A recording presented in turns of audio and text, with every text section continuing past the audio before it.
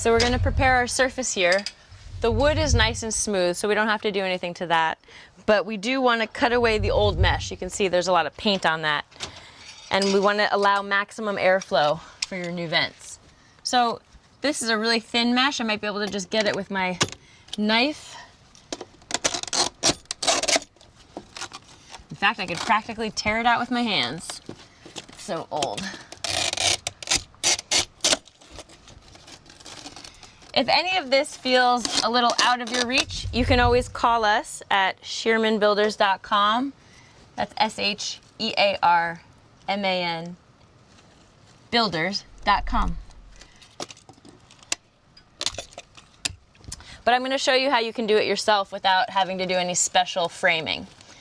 So this is just a simple top mount.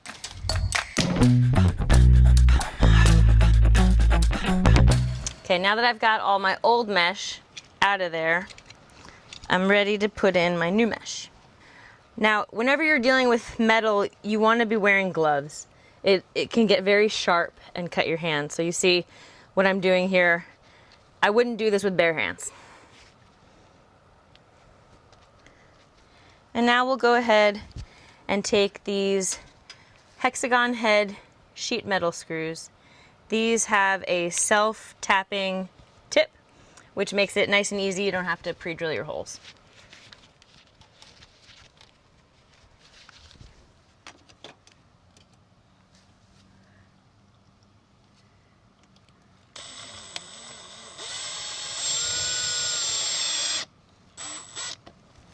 And one thing that people often make a mistake with is screwing too much. You just want to screw until you touch the surface. At that point, if you go farther, you're just drilling out the hole where the screw is going. So just screw until you make contact.